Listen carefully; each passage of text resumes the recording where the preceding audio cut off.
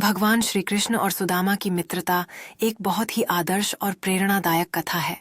श्रीमद् भागवत में इसका उल्लेख मिलता है, जिसमें सुदामा कुचेला का भगवान श्री कृष्ण से मिलने का प्रसंग प्रमुख है। सुदामा अत्यंत गरीब ब्राह्मण थे, लेकिन उनकी मित्रता और भक्ति श्री कृष्ण के प्रति बहुत गहरी थी।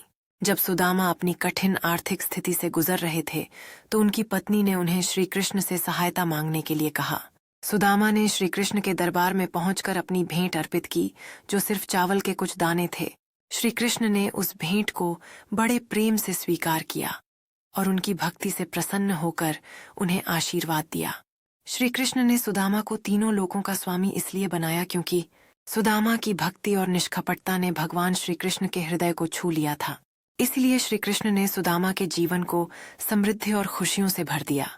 सुदामा की मित्रता और भक्ति की यह कहानी हमें सिखाती है कि सच्चे रिश्ते कभी भी धन दौलत पर निर्भर नहीं होते। सच्ची भक्ति का सम्मान, सुदामा का प्रेम और भक्ति निस्वार्थ थी।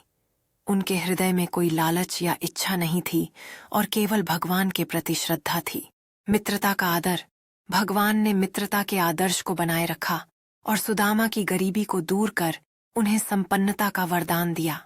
माया का स्वामी श्री कृष्ण ने उन्हें केवल भौतिक संपत्ति ही नहीं दी, बल्कि उन्हें सभी प्रकार की माया और इच्छाओं से मुक्त किया।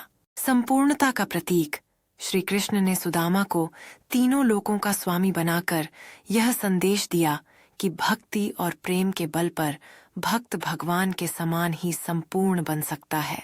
इस प्रकार श्री कृष्ण ने सुदामा को सांसारिक संपत्ति के साथ साथ दिव्यता का वरदान भी दिया और उन्हें इस संसार के ऊपर उठाकर एक आत्मिक शांति प्रदान की।